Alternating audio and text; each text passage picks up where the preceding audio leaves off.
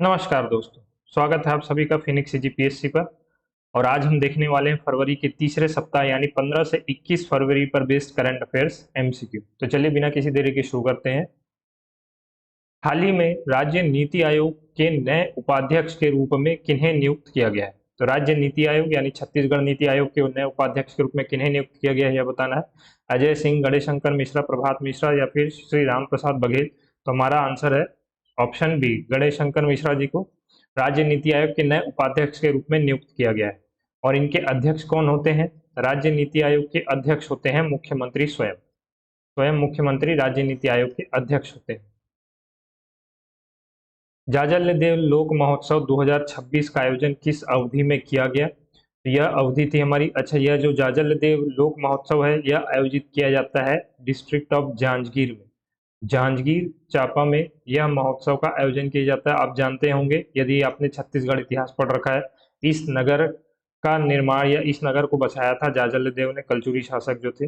यहाँ पर उन्हीं के नाम से जाजल देव लोक महोत्सव मनाया जाता है। तो हमारा सही उत्तर यहाँ पर हो जाएगा ऑप्शन सी, 11 से 13 फरवरी तक यह जाजल देव लोक महोत्सव मनाया गया।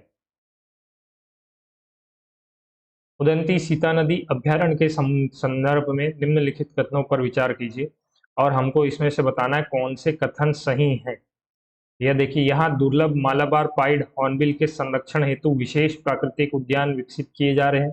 यह कथन बिल्कुल सही है। इस क्षेत्र में, उदंती सीता नदी क्षेत्र में अभी हाल में दुर्लभ जो ये मालाबार पाइड हॉर्नबिल, ये क्या है? ये एक पक्षी है जो हमारे वेस्टर्न घाट में मिलता है। यदि आप इंडिया के मैप में जाएंगे तो कुछ इस तरीके का जो मैप बनता है, पश्चिमी घाट वाले क्षेत्र में यह पाई जाती है मुख्यतः।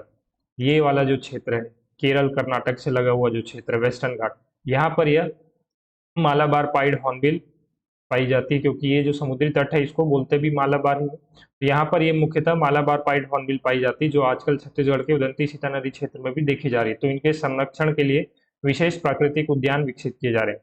इन उद्यानों को हॉर्नबिल रेस्टोरेंट के रूप में विकसित किया जाएगा। तो यह भी सही है, क्योंकि इनके संरक्षण के लिए इनको खाने वगैरह की जरूरत होगी, तो उसके लिए हॉर्नबिल रेस्टोरेंट के रूप में विकसित किया जा रहा है। अब ये हॉर्नबिल रेस्टोरेंट क्या है? हॉर्नबिल जो है एक वेजिटेरियन पक्षी है, मुख्यतः फल वगैरह खाते हैं। तो यहाँ पर फलदार पौधे लगाए जाएंगे इनके लिए, उसी को बोला जा रहा है हॉर्नबिल रेस्टोरेंट। तो यहाँ पर हमारा उत्तर हो जाएगा ऑप्शन सी। खरीफ विपणन वर्ष 2025-26 में धान खरीदी के संदर्भ में निम्नलिखित कथनों पर विचार कीजिए और उपरोक्त में से कौन से कथन सही हैं हमको यह बताना है। राज्य में कुल 25,24,339 किसानों से धान खरीदी की गई, यह बिल्कुल सही है। फिर कुल 141.0 लाख मीट्रिक टन धान की खरीदी की गई इस वर्ष, यह भी बिल्कुल सही है। दोनों कथन हमारे सही हैं, तो उत्तर हो जाएगा ऑप्शन सी। कुल 25 लाख के आसपास किसानों से खरीदी की गई और कुल 141.04 लाख मीट्रिक टन धान की खरीदी की गई। टारगेट कितना रखा गया था? तो टारगेट इस साल का रखा गया था, पिछले साल की बात ही 160 लाख मीट्रिक टन का टारगेट रखा गया था, परंतु यह पूरा नहीं हुआ। 141 लाख मीट्रिक टन ही खरीदी हो पाई है। छत्तीसगढ़ के किन सेंट्रल जेलों को आईएसओ गुणवत्ता प्रमाणन प्राप्त हुआ है? आईएसओ 9001:2015 गुणवत्ता प्रमाणन प्राप्त हुआ है। तो यह प्राप्त हुआ है रायपुर, दुर्ग, बिलासपुर एवं अंबिकापुर की सेंट्रल जेल को। तो option A is the right answer. आप ऐसे याद रख सकते हैं कि जो नीचे का संभाग है हमारा, वह छोड़ करके ऊपर के चारों संभाग के मुख्यालय के जो सेंट्रल जेल है उनको ये गुणवत्ता प्रमाणन प्राप्त हुआ है, रायपुर, दुर्ग, बिलासपुर एवं अंबिकापुर। किस जिले की 52 ग्राम पंचायतों को टीबी मुक्त तथा 71 ग्राम पंचायतों को बाल विवाह मुक्त घोषित किया है? तो यह देखिए, 52 ग्राम पंचायतों को टीबी मुक्त घोषित किया गया है। छत्तीसगढ़ टीबी मुक्त अभियान भी चलाया जा रहा है और साथ में बाल विवाह मुक्त छत्तीसगढ़ भी अभियान चलाया जा रहा है। तो 71 ग्राम पंचायतों को बाल विवाह मुक्त भी घोषित किया है। तो यह मुंगेली नहीं, सक्ती नहीं है, Gaurela, Pendra, Marwahi. Option C is the right answer. Gaurela, Pendra, Marwahi के इतने ग्राम पंचायतों का भी टीबी मुक्त और इतने पंचायतों को बाल विवाह मुक्त घोषित किया गया है। छत्तीसगढ़ में दिव्यांगजनों के उपकरणों की मरम्मत हेतु पहला दिव्यांग गैरेज कहाँ स्थापित किया है? तो यह दिव्यांगजन के उपकरणों की मरम्मत हेतु, यानी उनके जो ट्राइसिकल वगैरह होते हैं बैटरी ऑपरेटेड, या आप कह लीजिए आर्टिफिशियल जो उनको चलने के लिए उपकरण वगैरह प्रदान किए जाते हैं, उनमें यदि कोई खराबी होती है तो उनका मरम्मत हेतु, उनमें जो भी खराबी है उसको दूर करने हेतु एक दिव्यांग गैरेज बनाया गया है, जो दिव्यांगों द्वारा ही संचालित किया जा रहा है, और यह संचालित किया जा रहा है रायपुर में। तो यह छत्तीसगढ़ का अपने प्रकार का यह पहला दिव्यांग गैरेज है। कोरिया जिले के 5% मॉडल के संदर्भ में कथनों पर विचार कीजिए और इनमें से हमें बताना है कौन से कथन सही है। तो यह देखिए, यह मॉडल आवा पानी झोंकी अभियान के अंतर्गत शुरू किया गया है, यह बिल्कुल सही है। कोरिया जिले में यह अभियान चलाया जा रहा है। इसके तहत खेत या बाड़ी की कुल भूमि के 5% भाग में सीढ़ी नुमा संरचना वाला सोख्ता गड्ढा तैयार किया जाता है, यह कथन भी बिल्कुल सही। इसमें क्या होता है, देखिए यह जो खेत है हमारा, इसमें 5% भूमि पर, यहाँ पर किसी भी एक कॉर्नर में हमने पकड़ लिया, यहाँ पर ऐसा एक सोख्ता गड्ढा बना दिया सीढ़ी नुमा, यहाँ पर हमने सीढ़ी बना दी, है ना, और इस पर जो वर्षा का जल है वो संचित किया जाता है। तो यह अभियान है 5% मॉडल, और यह हर खेत में ऐसा किया जा रहा है। तो यह जल संरक्षण का एक बहुत अनुपम उदाहरण पेश किया है।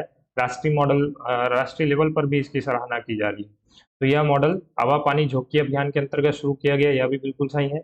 और इसके तहत खेत या बाड़ी की कुल 5% भाग में सीढ़ी नुमा संरचना वाला यह गड्ढा तैयार किया जाता है, यह भी सही है। तो हमारा option C is the right answer. Kartavya AI app जो हाल में चर्चा में रहा, किस प्रतियोगिता में प्रथम स्थान पर रहा था? तो यह कर्तव्य एआई ऐप छत्तीसगढ़ के युवाओं द्वारा बनाया गया था नेशनल लेवल के एक कंपटीशन में, जिसका नाम है इंडिया एआई इम्पैक्ट बिल्डथॉन प्रतियोगिता। अभी जो दिल्ली में इंडिया एआई इम्पैक्ट समिट हुआ था, उसमें यह प्रतियोगिता रखी गई थी, जिसमें कर्तव्य एआई ऐप का निर्माण किया गया था, और यह उस प्रतियोगिता में प्रथम स्थान पर रहा था। हाल ही में चर्चा में रहे कर्तव्य एआई ऐप का विकास किनके द्वारा किया गया? तो यह विकास रोहित वर्मा, साक्षी वर्मा इनके द्वारा नहीं, अनुराग मानिक एवं आस्था मानिक, ये दोनों भाई बहन, इनके द्वारा यह ऐप जो है विकसित किया गया था। पाली महोत्सव 2026 का आयोजन किस जिले में 15-16 फरवरी को किया गया? तो यह पाली महोत्सव, पाली आप जानते होंगे, पाली का शिव मंदिर प्रसिद्ध है, बाण वंश द्वारा बनाया गया था, और यह पाली महोत्सव मनाया जाता है कोरबा में। मैन पाट महोत्सव 2026 का आयोजन कब किया गया? तो मैन पाट हमारा जिला अंबिकापुर में आता है, वहां पर यह मैन पाट महोत्सव मनाया जाता है, और option B is the right answer. 13 से 15 फरवरी तक यह महोत्सव आयोजित किया गया था।